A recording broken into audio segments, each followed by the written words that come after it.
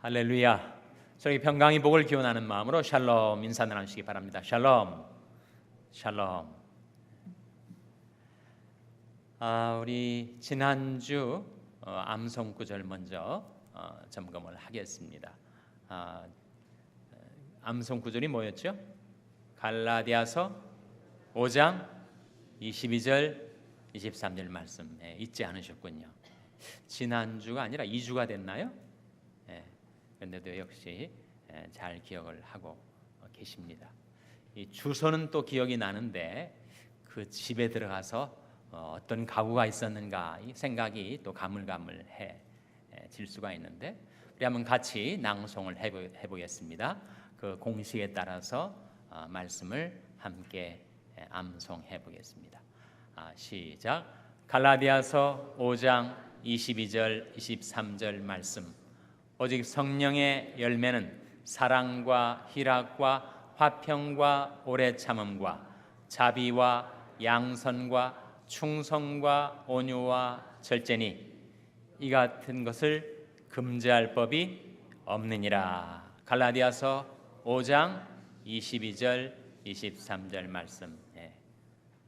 이게 숙제를 잘해 오신 겁니까? 평소 실력입니까? 두 가지가 같이 있는 것 같죠? 아주 정말 암송을 잘 하셨습니다. 다시 한번 전체를 같이 낭송하겠습니다. 시작.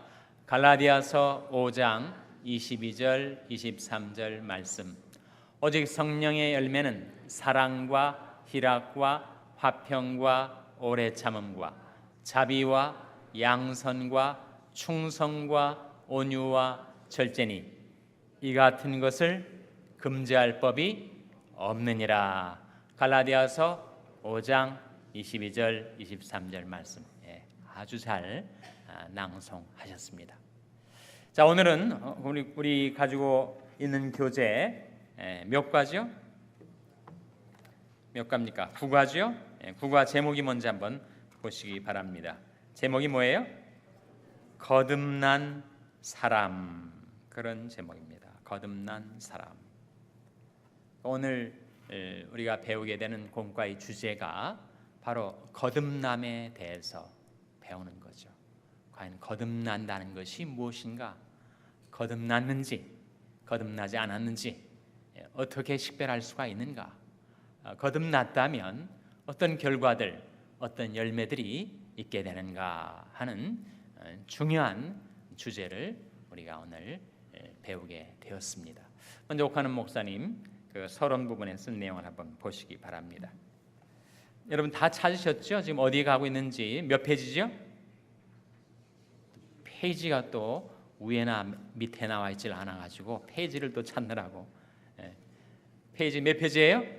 79페이지 79페이지 첫 번째 단락 첫 문장 보시기 바랍니다.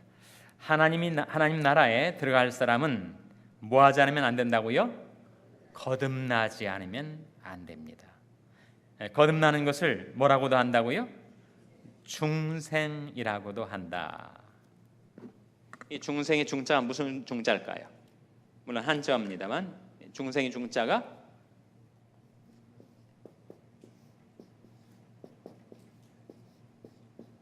이런 중생이 아니죠.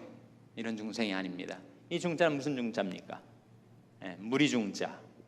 불교에서 이 사파 세계에 살고 있는 중생들, 중생이라고 할 때 이 중생이 사실 불교 용어만은 아니고 성경에도 나옵니다. 시편 145편에 보면은 이 중생이라는 단어가 나오거든요.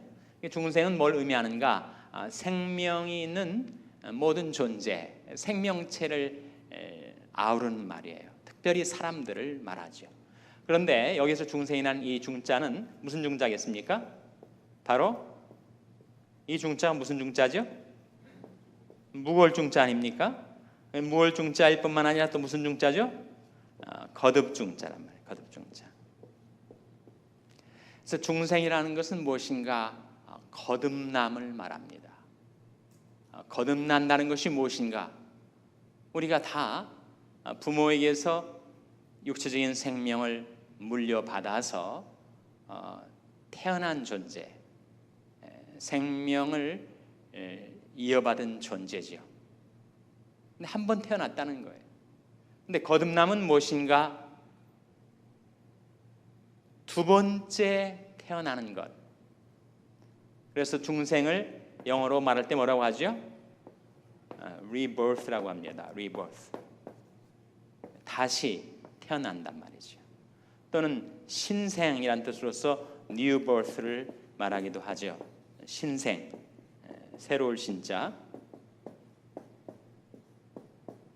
그러니까 우리 모두가 다 부모에게서부터 유치원 생명을 물려받아서 태어났을 때 우리가 한 번 태어났는데 다시 태어나는 것이 중생이다. 또 옛날에 그 구태의연한 육신적인 출생이 아니라 새로운 출생이다 라고 해서 신생이라고도 하죠.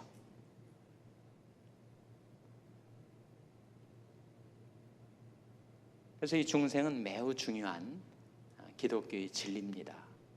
이걸 깨닫지 못하면 교회 생활을 오래 해도 10년, 20년, 30년 교회 왔다 갔다 해도 중생의 도를 깨닫지 못하면 그 오랜 세월 교회 생활하는 것이 시간이 아까운 거죠. 이 중생이라는 토대 위에 신앙의 집을 건축하지 않으면 사상 누각이 돼서 언제 와르르 무너져 내릴지 모른다는 거예요. 우리가 확실한 중생의 진리를 깨닫고 그 토대 위에다가 자기 신앙의 집을 쌓아 올리면 그것은 반석 위에 세워진 집처럼 흔들리지 않게 된다. 그래서 매우 중요한 주제를 오늘 함께 생각해 보게 되었습니다. 두 번째 단락 시작하는 부분, 한 가지 답답한 것은 찾으셨어요?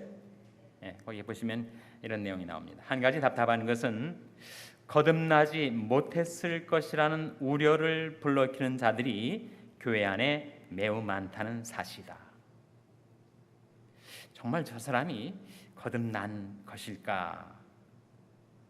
아마 거듭나지 못한 것 같아 라고 하는 우려를 불러일으키는 자들이 교회 안에 매우 많다는 거죠.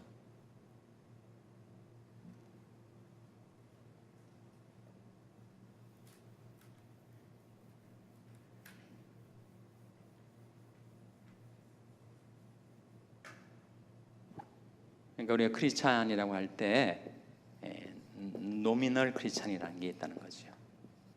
노미널 크리스찬. 노미널이라는 말은 명목상의 크리스찬이라는 거예요.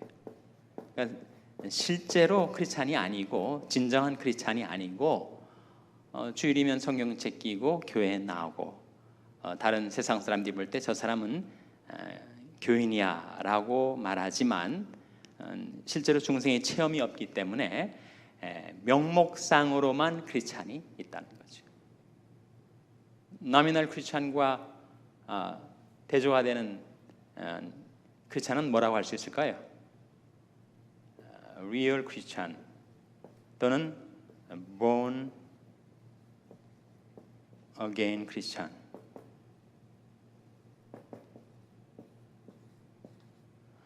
그러니까 명목상이 아니라 실제로 거듭난 크리스찬. 이 본어겐이라는 말도 사실은 너무 미국 기독교에서 상투적으로 많이 써가지고 이 본어겐이라는 말하고 노미널한 말하고 물론 단어는 다르지만 사실상 별반 차이가 없는 경우도 많이 있는 것 같습니다. 그런데 우리가 어떻게 하면 성경이 말하는 진정한 그리스도인, 거듭난 그리스도인이 될 수가 있는가 하는 것을 우리가 함께 추구해 보고자 합니다. 모크란 목사님 쓰신 것이 정말 교회 왔다 갔다 하는 사람들 보니까 정말 거듭난 것일까라고 하는 우려를 금할 수 없는, 정말 그런 우려를 갖게 하는 그런 명목상의 그리스도인들도 교회 안에 많이 있다, 그런 말이죠. 그 다음에 세 번째 줄에 문장 그대로 더 읽어보겠습니다. 그리고 이것보다 더 참을 수 없는 일은 중생을 받은 것이 틀림없어 보이는 자들이 중생의 확신이 없이 날마다 흔들리는 것이다. 그 두 가지 구별이 되십니까? 전자와 후자가 확연하게 뭘 가리키는지 식별이 되세요? 그러니까 전자의 경우는 교회는 나오지만 명목상의 형식상의 그리스도인이지 내적으로 중생의 체험이 없는 그런 그리스도인들이라면, 후자의 경우는 분명히 중생한 그리스도인 같은데 본인은 확신이 없는 거예요. 자기는 날마다 그 확신이 흔들리는 겁니다. 이 사람은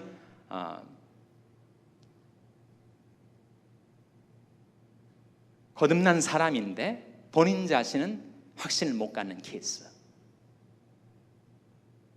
여러분 어느 케이스인 것 같습니까? 전자일 것 같습니까? 후자일 것 같습니까? 나는 명목상의 그리스도인인가? 아니면 중생한 그리스도인이긴 하지만 확신을 가질 수가 없어서 날마다 휘청거리는, 비틀거리는 그런 신앙생활을 하고 있는 것인가? 한번 자문자답을 해봐야 되죠.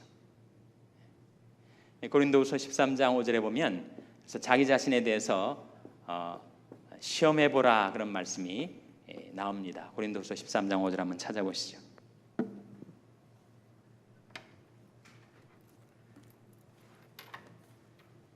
고린도후서 13장 5절 몇 페이지입니까? 신약성경 300페이지. 고린도후서 13장 5절입니다. 신약성경 300면 고린도후서 13장 5절. 다 찾으셨죠? 한번 같이 읽겠습니다. 시작. 너희가 믿음에 있는가? 너희 자신을 시험하고 너희 자신을 확증하라. 예수 그리스도께서 너희 안에 계신 줄을 너희가 스스로 알지 못하느냐? 그렇지 않으면 너희가 버리운 자니라. 너희 자신을 시험하고 너희 자신을 확증하라고 말씀하고 있어요. 우리가 항상 자기 속을 들여다보고 내가 정말 거듭났는지 또 구원받은 확신이 있는지 항상 자기 자신을 들여다보고 자기 성찰, 자기 내면을 살피는 그것도 지나치면 병적이 될 수가 있습니다. 그러나 진지하게 자기 신앙의 현주소, 정말 내가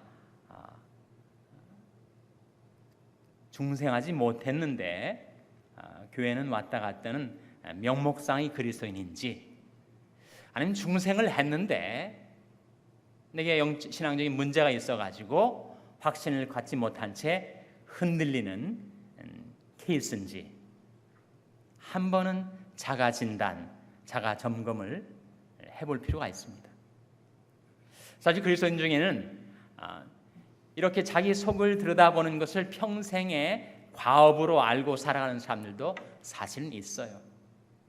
완전히 속세를 등지고 수도원에 들어와가지고 수도승처럼 망크처럼 오직 그것만이 자기 필생의 과정인 것처럼 자기 자신을 계속 들여다보고 자기 반성, 자기 성찰, 자기 내면을 살피는데 대부분의 시간을 투자하는 그런 사람들도 있는데 그것은 좀 문제입니다. 그거는 건강하지 못한 그리스도인의 생활이에요. 사실 우리는 자기 내부를 들여다보라고 부름을 받은 것이 아니라 우리는 뭘 보라고 부르심을 받은 거죠? 눈을 들어 하늘을 보라고, 예수 그리스도를 바라보라고 우리를 불러주신 것이지 네 속을 계속 들여다보라고 우리는 부름받은 것 아닙니다. 믿음의 주요 또 온전케 하시는 이인 예수를 뭐라고요? 바라보자. 예수를 바라보며 살아야 되지 자기 속을 들여다보며 사는 것이 정상적인 그리스도인 생활이 아니라는 거예요. 그러나 자기 신앙의 실상을 깨닫기 위해서 과연 내가 믿음에 있는가? 자기 자신을 시험하고 자기 자신을 확증하는 일이 우리에게 꼭 필요합니다. 내가 과연 명목상의 그리스도인인가? 아니면 중생한 그리스도인인가? 만일 중생한 실제가 있다면 그것에 근거해서 중생의 확신을 갖고 구원의 확신을 갖고 살아가는가? 아니면 그 확신이 없어가지고 계속 휘청거리면서 오락가락 하면서 살아가는가? 한번 자가진단, 냉철하고 확실한 자가진단이 우리에게 필요하다 하는 말씀이죠. 그것이 서론이고 이제 우리 공과 들어가도록 하겠습니다. 한 페이지 넘기셔가지고 1번 질문 보시기 바랍니다. 요한복음 3장 1절에서 8절에서 예수님은 중생의 중요성을 어떻게 강조하셨는가? 거듭난다라는 말이 뜻이 뭐죠? 거듭난다? 이미 서론 부분에서 좀 언급이 됐습니다만 거듭난다라는 것은 우리 모두가 한 번은 생명을 얻어 태어난 자인데 다시 한번 태어난다, 거듭난다 말 그대로 다시 한번. 그래서 이것을 거듭중자를 써서 중생이라고 한다고 했는데 이 헬라어 원문에서 거듭이라는 말은 똑같은 아노센이라는 말인데 위로부터라는 뜻을 지니고 있습니다. 즉 거듭이라는 부사와 똑같은 의미를 지니고 있는 단어가 이 하나는 again이라는 뜻이 있고 하나는 from above라는 뜻을 지니고 있다는 거예요. 그것이 의미심장합니다. 즉 거듭난다는 것은 무엇인가? 위로부터 태어난다는 것을 말해요. 위로부터 태어난다는 게 뭐예요? 우리가 처음 생명을 가질 때는 아래로부터 태어난 거죠. 어머니 모태로부터 태어난 것입니다. 근데 거듭난다는 것은 위로부터 주어지는 생명, 육체의 생명이 아니라 영적인 생명, 이 세상 그 어디에서도 얻을 수 없는 하늘에서 내리시는 생명, 그 생명을 받아서 내가 두 번째 태어나는 것이 바로 거듭남이죠. 중생입니다. 신생이죠. 새로운 태어남이니까. 통상 우리가 기독교인들이 자주 쓰는 말은 그것은 구원 받는다는 것을 의미합니다. 구원받는다. 구원받는다라고 말할 때 그 구원이라는 것은 우리가 지금 오늘 밤에 내가 죽어도 내가 하나님으로부터 영원히 멀리 단절되어 캄캄한 어둠 속에 내 동댕이 쳐지는 것이 아니라 나를 창조하시고 구원하신 하나님께로 나아가서 하나님과 함께 영원히 살게 되는 것, 그것을 구원이라고 하고 또 영생이라고 하죠. 그래서 거듭난다는 것은 구원받는다는 것과 똑같습니다. 영생을 얻는다는 말과 똑같아요. 따라서 위로부터 우리에게 주어지는 생명은 이 땅에서 70년 혹은 80년 사는 육체적인 생명이 아니라 그것은 영원히 살 수 있는 영적인 생명입니다. 물론 영생이라고 할 때 영자는 길영자입니다. spiritual이라는 의미의 이 영적인 이런 의미는 아니죠. 그런데 우리에게 주어지는 그 영원한 생명, 그것은 바로 위로부터 우리에게 주어지는 영적인 생명이다. 육적인 생명이 아니라는 거죠. 그래서 우리가 처음 태어나는 것은 부모님에게서부터 육체적인 생명을 물려받아서 태어나지만 거듭난다는 것은 위로부터 하나님께서 주시는 영적인 생명, 육신적인 생명이 아니라 영적인 생명을 받은 것인데, 영적인 생명을 받아놓고 보니까 그 생명은 7, 80년만 효력이 있는 것이 아니라 영원히 살게 되는 영원한 생명이더라. 그것은 하나님께서 우리에게 주시는 생명이다. 그 생명을 받으면 비록 내 육체적인 생명은 생명의 수완을 다한 다음에 쓰러지고 땅에 묻히게 되지만 그 영적인 생명을 받은 나의 영혼은 영원히 살게 된다 하는 거죠. 그래서 참고로 요한복음 1장 12절 13절이 소개되어 있는데 매우 중요한 말씀이니까 한번 찾아보시기 바랍니다. 요한복음 1장 12절 13절 몇 페이지죠? 142페이지. 요한복음 1장 12절 13절 한번 같이 읽겠습니다. 시작. 영접하는 자 곧 그 이름을 믿는 자들에게는 하나님의 자녀가 되는 권세를 주셨으니 이는 혈통으로나 육정으로나 사람의 뜻으로 나지 아니하고 오직 하나님께로서 난 자들이니라. 영접한다는 것, 그것은 예수 그리스도를 나의 구주와 주님으로 모셔드린다는 것을 의미하는데, 예수님을 영접하는 자는 결국 예수님을 믿는 자라는 거예요. 그래서 영접하는 자 곧 그 이름을 믿는 자들에게는 무엇을 주신다고요? 하나님의 자녀가 되는 권세를 주신다는 거예요. 하나님의 자녀로 태어나는 게 바로 중생입니다. 구원받는 거죠. 그렇게 주어진 그 영적인 생명, 위로부터 우리에게 내려진 그 생명은 이것과는 다르다. 세 가지와 비교 대조를 하고 있죠. 13절에 첫째로 혈통으로 된 것 아니다. 내가 김씨 가문에 또는 박씨 가문에 그 조상 쪽부터 우리 부모를 통해서 대대로 물려 내려온 혈통상의 생명이 아니다는 거죠. 또 육정으로 된 것도 아니다. 남성과 여성이 성적으로 끌려서 그 육신적인 정욕에 의해서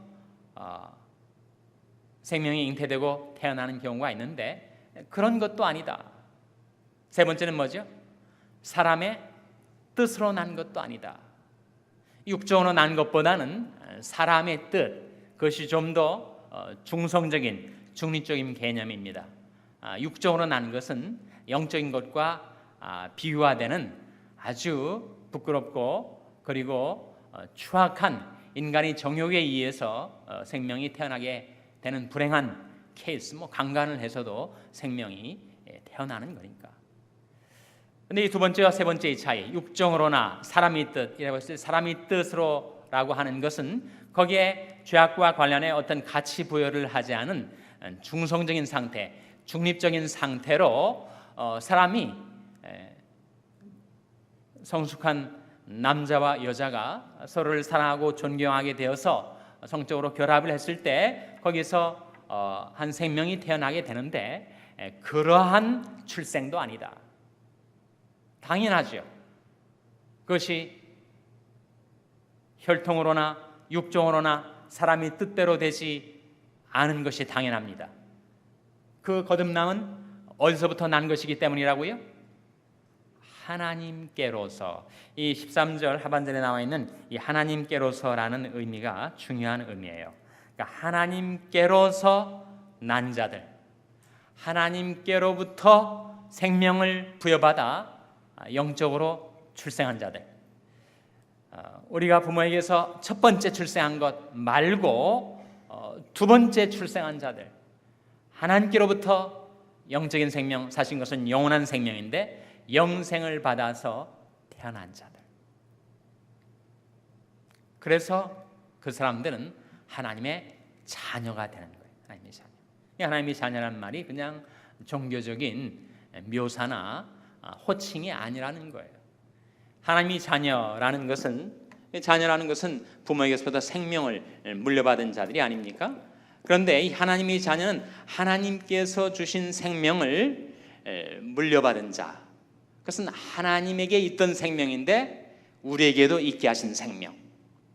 하나님이 가지고 계신 생명이니까 영원히 존재케 하는 생명인데 우리에게도 그 영원한 생명을 주셔서 우리가 비록 생명의 수완을 갖고 이 세상에 육체를 가지고 살다가 죽지만 우리 영혼은 그 위로부터 난 하나님이 주신 생명을 부여받았기 때문에 사실은 우리는 영원히 존재하게 되는 자들.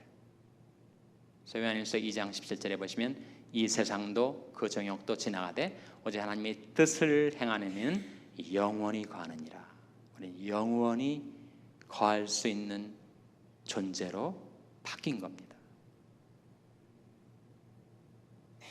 그래서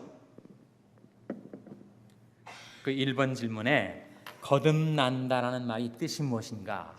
그것은 하나님께로부터 새 생명을 부여받아서 우리가 영적인 생명, 영원한 생명을 갖고 하나님이 자녀의 신분을 갖게 된 것, 그것이 거듭남의 의미죠.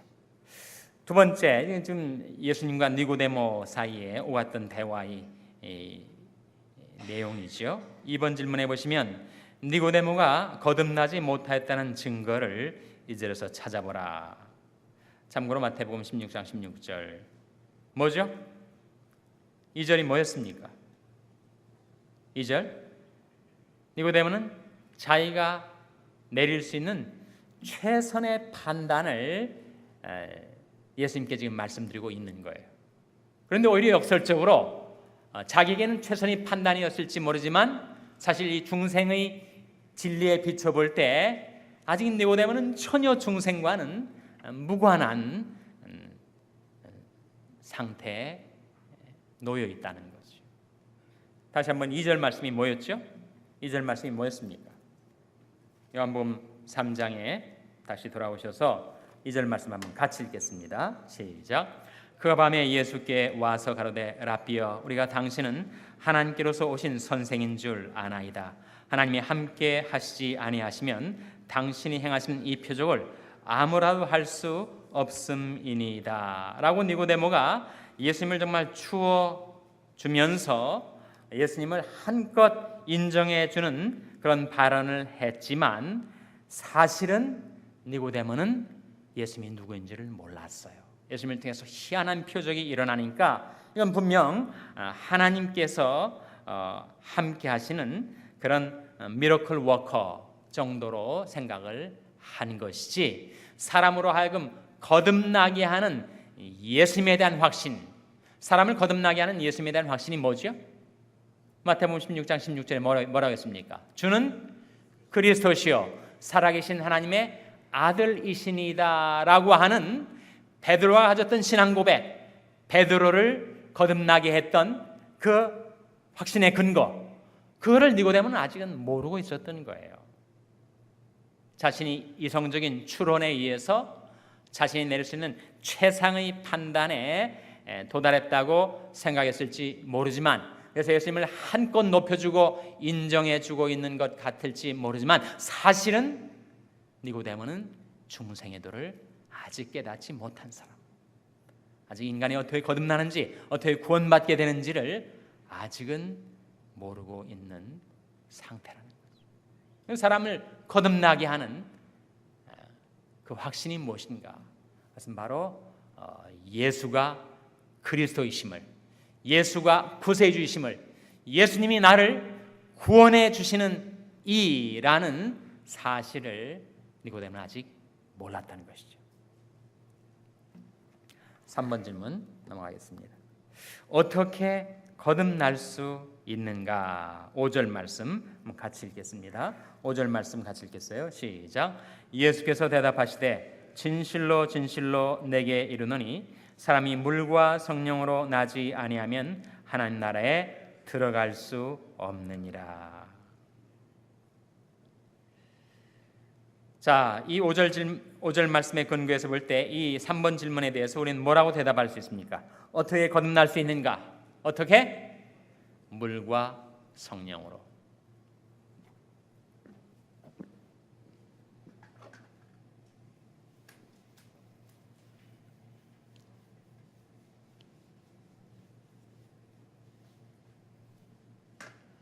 어떻게 거듭날 수 있는가?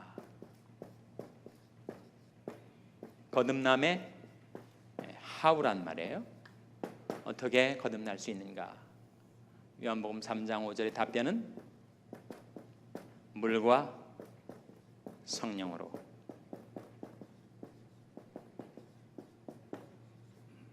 성령으로는 우리가 알 것 같은데 이 물로 거듭난다. 이 물이 뭔가라는 질문을 우리가 자연스럽게 하지 않습니까? 물이 뭐죠?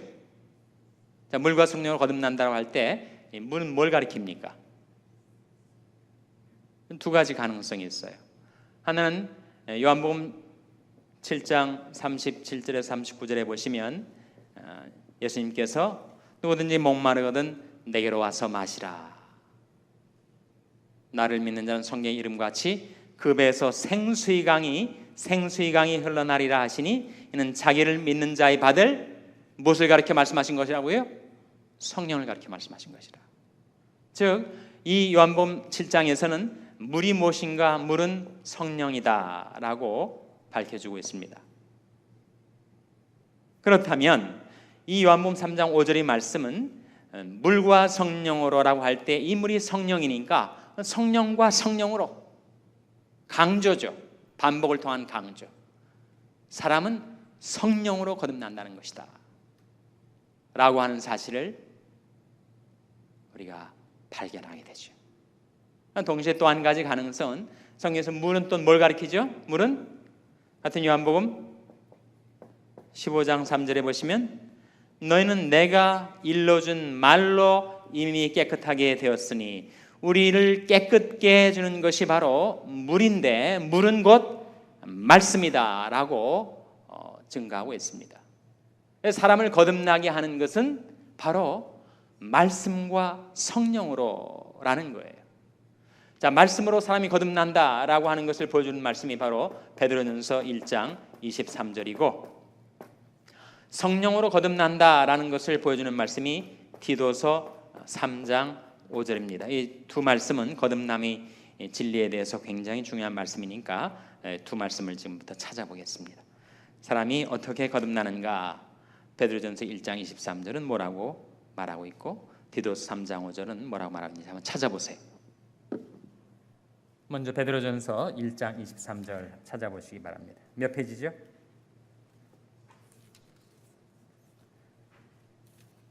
378페이지 보세요. 378페이지.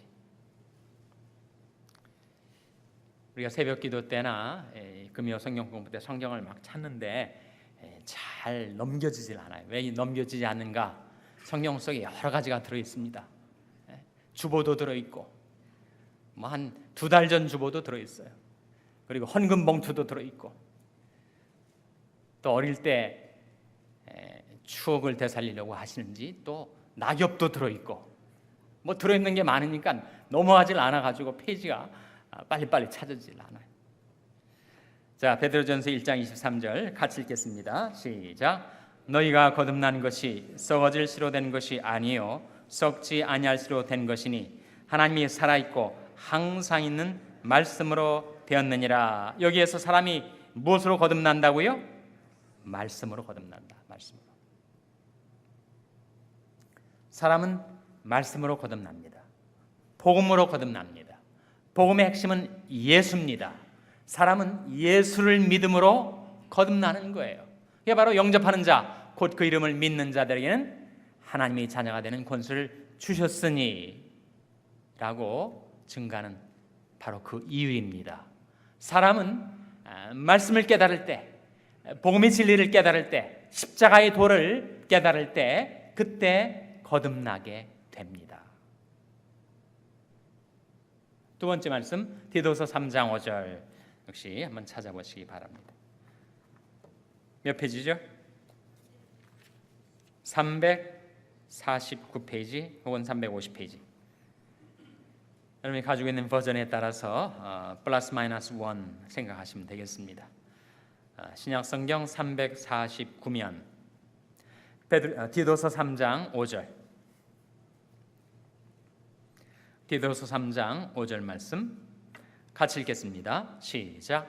우리를 구원하시되 우리의 행한 바 의로운 행위로 말미암지 아니하고 오직 그의 긍휼하심을 조차 중생의 씻음과 성령이 새롭게 하심으로 하셨나니. 여기 중생이라는 말이 나오죠. 중생은 바로 구원과 같은 뜻입니다. 구원은 죄악과 멸망에서 건져주신 걸 의미하고, 중생은 하나님이 우리 안에 새 생명을 넣어주신다는 것을 말하는 것인데, 사실은 동일한 체험, 동일한 실상을 두고 그 바라보는 앵글에 따라서, 각도에 따라서 그것을 구원이라고 표현할 수도 있고 중생이라고 말할 수도 있다는 거죠. 그래서 5절 다시 보시면 우리를 구원하시되 우리 행한 바 무엇으로 말미암지 않는다고요? 의로운 행위로 말미암지 않아요. 여러분, 우리 구원, 우리 중생은 너무나도 고귀한 것이어서 인간이 어떤 의로운 행위로도 그것을 획득할 수가 없습니다. 말 그대로 영어 단어에 그런 말 있잖아요. 그 가치가 너무 크고 귀중해서 priceless, 가격을 매길 수 없을 정도의 너무나도 귀중한 가치, 우리가 받는 구원, 우리가 얻는 영생은 그것을 값으로 환산할 수 없는 너무나도 고귀한 것이어서 그것을 인간이 의로운 행위로 그것을 성취할 수가 없다. 그럴 수가 없죠. 인간이 선행을 하고 구제를 하고 의로운 행위를 쌓고 율법을 준수하고 이러한 것들로 만일 우리가 구원을 얻을 수 있었다면 예수님은 십자가에 죽지 않으셔도 됐었습니다. 왜? 인간의 행위로 구원을 획득할 수가 있는데 예수님이 왜 죽으셔야 했어요? 그래서 만일 사람이 자기의 의로운 행위로 구원을 얻을 수 있다라고 한다면 그는 예수님의 죽음을 헛된 것으로 돌리는 처사가 된다는 거예요. 갈라디아서 2장 21절 말씀이죠. 만일 사람이 의롭게 되는 것이 율법으로 말미암으면 그리스도께서 헛되이 죽으셨느니라. 좀 더 보겠습니다. 5절에 우리를 구원하시되 우리 행한 바 의로운 행위로 말미암지 아니하고 오직 그의 긍휼하심을 조차. 이 매우 중요한 말씀입니다. 우리가 간구하기 쉬운 것인데 매우 중요한, 우리 구원의 모티베이션이 무엇인가, 우리를 구원시키는 그 동인과 동력이 무엇인가, 그것은 바로 하나님의 긍휼하심이었다는 거예요. 동기는 그것이고 실제로 우리를 구원하시는 그 means of salvation, 구원의 방도, 그것은 무엇인가? 중생의 씻음과 성령의 새롭게 하심으로 하셨다는 거예요. 거기에 중생의 씻음, 우리가 거듭나게 되면 우리 모든 과거의 옛사람의 추악한 죄악들이 다 씻겨 나가게 된다는 거죠. 그리고 성령으로 인하여 우리가 새롭게 되는데, 바로 그 두 억구, 중생의 씻음과 성령의 새롭게 하심 속에 사람이 중생하게 되는 것은 성령으로 말미암는 것이다. 그래서 여러분 비교를 해보세요. 이 두 구절이 중생에 대한 중요한 성경 구절인데, 베드로전서 1장 23절에서는 사람이 무엇으로 거듭난다고요? 말씀으로. 디도서 3장 5절에서는 사람이 어떻게 중생하게 된다고요? 성령으로. 그래서 그것이 바로 물과 성령으로 거듭나게 된다. 물을 요한복음 7장에 근거해서 성령으로 정의를 하면, 성령과 성령으로 라는 말이 의미하는 바는, 이것은 강조죠. 반복을 통한 강조로서 인간은 거듭나는 것은 절대적으로 성령으로 말미암는 거지 인간이 어떠한 노력과 행위로도 거듭나지 못한다. 이건 전적인 하나님의 역사다. 하나님의 성령으로 우리를 거듭나게 하셔서 새 생명을 얻게 해주시는 거다라고 하는 측면을 강조하는 해석이 되는 것이고, 물을 요한복음 15장처럼 말씀으로 해석한다면 베드로전서 1장 23절 말씀대로 사람이 말씀을 받을 때, 복음을 깨달을 때 그때 거듭나게 된다. 사람이 거듭나는 것은 말씀과 성령으로. 근데 사실 말씀과 성령은 하나입니다. 하나. 성령은 말씀의 수레를 타고 우리에게 임하십니다. 성령은 지금도 말씀을 통해서 우리에게 구원의 도를 깨우쳐 주시고 깨닫게 해주시고 확신을 갖게 해주세요. 성령께서 말씀을 사용하셔서 우리로 하여금 복음의 진리를 믿게 해주시는 거죠. 그래서 이 말씀과 성령의 양자의 관계를 보여주는 것이 요한복음 6장 63절입니다. 요한복음 6장 63절은 제가 설교할 때 많이 인용을 했기 때문에 여러분 이 주소는 몰라도 그 말씀은 거의 자기도 모르게 외워버린 분들이 좀 계실 거예요. 한번 찾아보세요.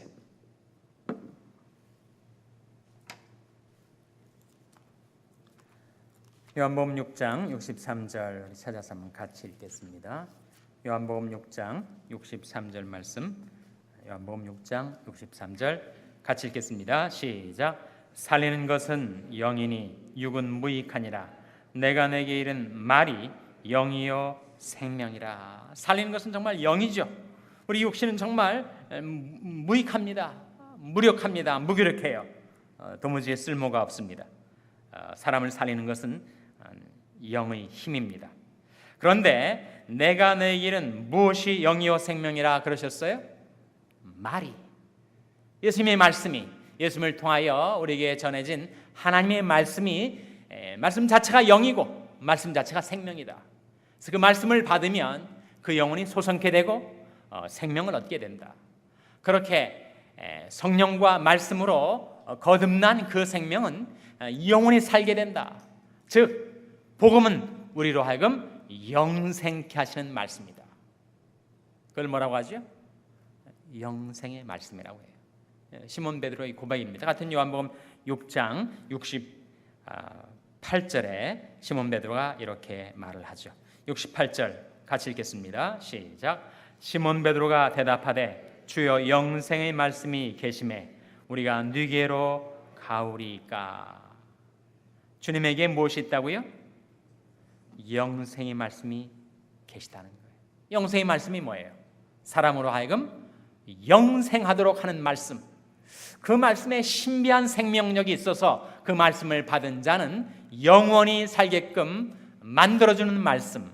이게 바로 영생의 말씀 아니에요? 그래서 사람은 어떻게 거듭나는가? 물과 성령으로 거듭납니다. 말씀과 성령으로 거듭납니다. 복음과 생명으로 거듭나요. 복음의 핵심은 예수를 믿는 것입니다. 사람은 언제 구원받는가? 니고데모 같지 않고 시몬 베드로처럼 주는 그리스도시요 살아계신 하나님의 아들이시니다라는 것을 확신하게 될 때, 깨닫게 될 때, 예수님이 그저 놀라운 기적을 행하시는 미러클 워커가 아니라 세계의 4대 성인 중에 한 사람이 아니라 예수님이 없으면 나는 아무런 희망이 없는 죄인으로 살다가 영원한 지옥에 떨어질 수밖에 없는 절망스러운 존재였는데 예수님 때문에 내가 생명을 얻게 되고 영생하게 되고 영원한 천국의 소망을 갖게 된 그 예수님이 누구신지 그 예수님을 믿을 때 사람이 거듭나게 됩니다. 거듭나는 그 방식, 거듭나는 양상은 다를 수가 있습니다. 사람은 예수를 믿는다는 것은 쉽게 여기는데 거듭난다 하면 신비 체험을 생각한다면 희한한 체험을 생각해요. 나한테는 그런 희한한 신비 체험이 없었으니까 나는 아마 거듭나지 못한 것 같아. 그래서 바로 두 번째 케이스예요. 거듭난 사람인데 그 확신을 갖지 못해가지고 날마다 왔다 갔다 하는 사람. 그래서 거듭남이라는 말, 중생이라는 말이 포함하고 있는 그런 어떤 희한한 신비 체험, 그것이 있을 수도 없고 없을 수도 있습니다. 사도 바울 같은 경우는 아주 과격한 회심 체험을 하지 않았어요? 다메섹 도상에서 거꾸라지고, 그리고 빛을 보고, 그리고 소리가 들리고. 사도 바울이 중생의 순간인데 그는 자기 스타일대로 좀 요란하게 예수를 만났습니다. 근데 다 그렇게 돼야만 거듭나는 거지, 그런 놀라운 과격한 신비 체험이 없으면 거듭나지 못하는 것이, 그렇지 않다는 거예요. 디모데의 경우, 그는 믿는 가정에서 태어나서 외조모 로이스와 자기 어머니 유니게 사이에서 그 신앙을 물려받았습니다. 언제 자기가 회심했는지, 언제 중생했는지 그 정확한 경계선을 디모데는 댈 수 없었을지 몰라요. 그러나 분명하게 예수가 그리스도시고 예수가 자신의 구세주라는 것을 믿는 믿음이 자기 안에 들어와 있더라는 것입니다. 그러면 거듭난 것이라는 말이에요. 그래서 한 사람이 거듭나게 되는 과정에 체험이 따르는가, 체험이 따르지 않는가에 의해서 만약에 중생의 확신을 갖기도 하고 갖지 못하기도 한다면 그 사람의 확신은 날마다 바뀔 수가 있어요. 뭐 좀 신앙생활이 좀 잘 되는 것 같고 또 자기 인생이 잘 나가는 것 같으면 정말 내가 중생했는가 보다. 근데 환난 풍파가 밀어닥쳐서 정신이 없을 정도로 자기 삶이 휘청거릴 때 내가 중생했다고 확신한 것이 아마 잘못 짚은 것 같아, 뭐 이러고 있다는 거죠.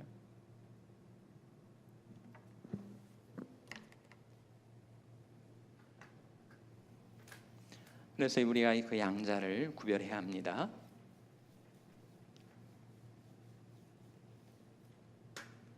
중생하고 중생의 확신하고는 다릅니다. 양자를 구별하셔야 돼요.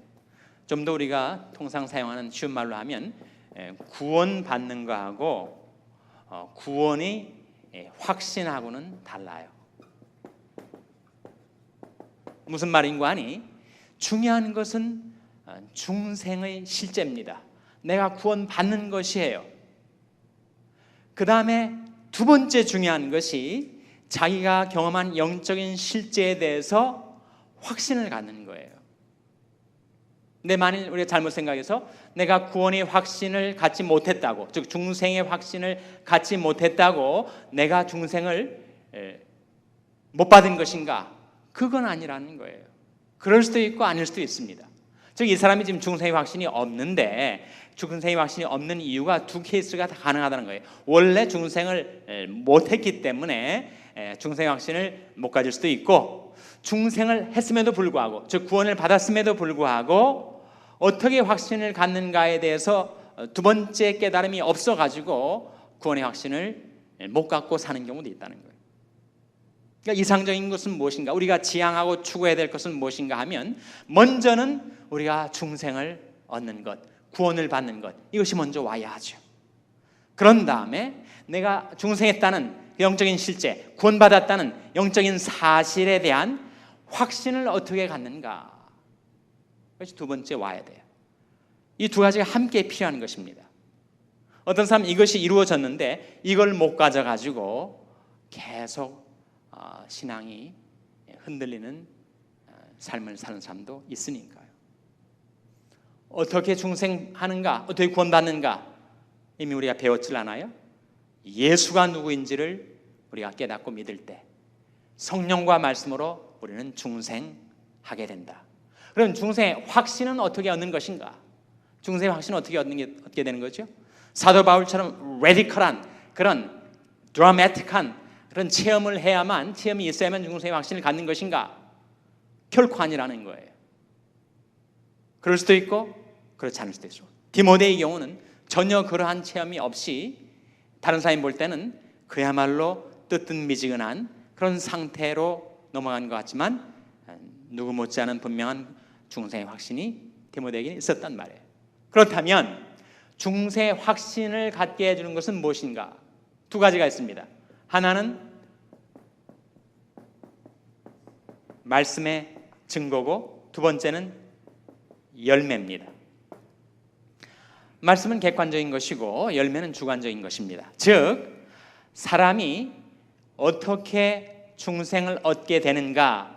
예수를 믿음으로 중생하게 된다. 영접하는 자, 곧 그 이름을 믿는 자들에게는 하나님의 자녀가 되는 권세를 주셨으니 라고 하는 말씀이 증거해 주었기 때문에 내 감정이나 내 체험은 왔다 갔다 할지라도 변치 않는 하나님의 말씀이 이렇게 하면 구원받는다, 중생 얻는다 하셨으니 비록 내 감정과 내 체험은 변할지 몰라도 분명히 말씀에 증거하는 바대로 나는 예수를 믿었으니까 성령과 말씀으로 나는 거듭난 것이지 라고 하는 말씀의 증거에 의해서 확신을 갖게 되는 길이 있다는 거예요.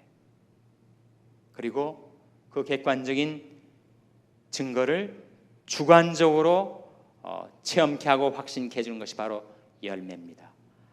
중생한 자, 거듭난 생명을 가진 자의 삶 속에는 반드시 열매가 나타나요. 그게 두 가지 열매. 첫째는 무슨 열매예요? 성령의 열매. 두 번째는 무슨 열매입니까? 구령의 열매. 구령의 열매가 뭐예요? 영혼 구원의 열매라는 거예요. 즉 거듭난 사람에게는 그가 하나님의 자녀가 되었기 때문에 하나님을 닮아 자식이 부모를 닮듯이 거듭난 생명을 가진 그에게 하나님의 형상을 닮아 예수의 인격을 닮아 성령의 열매를 맺게 되어가는 변화와 성숙이 따르게 된다. 두 번째는 그가 거듭난 생명을 가졌기 때문에 그 생명을 남에게 전달할 때 그도 예수 믿어 중생하게 된다면 그것은 내가 중생했다는 확실한 증거가 된다는 거죠. 내가 예수 믿어서 구원받았고 말씀의 증거대로 중생의 확신을 가진 줄 알았는데 지금까지 내 삶 속에 아무런 성령의 열매, 곧 인격 변화의 열매도 없고 구령의 열매, 내가 전도해서 예수를 믿게 된 영혼 구원의 열매도 하나도 없다면 내가 말씀을 통해서 가졌던 중생의 확신, 구원의 확신에 대해서 의심해 볼만합니다. 말씀의 증거에 의해서 내가 객관적인 확신을 가졌는데 내 삶 속에서도 주관적으로 분명히 예수 믿었더니 내가 전과 다르게 성령의 열매를 맺어 인격적인 변화를 체험하게 되고 그리고 나 때문에 예수를 믿게 되는 구령의 열매가 많지는 않더라도 한둘 나타나게 될 때 내가 정말 거듭난 생명을 갖게 된 것이 맞기는 맞는가 보구나 라고 확신을 가질 수가 있다는 거예요. 그래서 우리가 오늘 이제 말씀을 맺겠습니다만 중생을 어떻게 얻는가, 어떻게 거듭나는가 배웠죠. 어떻게 중생의 확신을 갖게 되는가 역시 배웠습니다. 오늘 배운 말씀을 여러분 또 묵상해 보시고 그 말씀이 여러분이 삶 속에 깨달아지고 체험되게 되시기를 바랍니다. 기도하시겠습니다. 아버지 하나님, 이 밤에 저희들 하나님 앞에 나오게 해주시고 중생의 도를, 거듭남의 비밀을, 십자가의 도를 예수 믿어 중생하게 되었을 때 일단 어떻게 중생의 확신을 갖고 살아갈 수 있는지 저희들에게 깨닫게 주셨사오니 하나님 깨달은 그 말씀을 더욱더욱 깊이 묵상하고 그 말씀이 저희들 삶 속에 체험되고 확신되게 도와주시옵소서. 모든 것 감사드리며 예수님의 이름으로 기도하옵나이다. 아멘. 네, 다음 주 숙제 말씀드리겠습니다. 다음 주 숙제는 베드로전서 1장 23절 꼭 써드려야 되더라고요. 베드로전서 1장 23절 이 말씀을 다음 주에 암송해 오시면 되겠습니다. 이것으로 오늘 제자훈련 마치고요. 한 5분쯤 쉬었다가 우리 찬양 기도에 이어지겠습니다.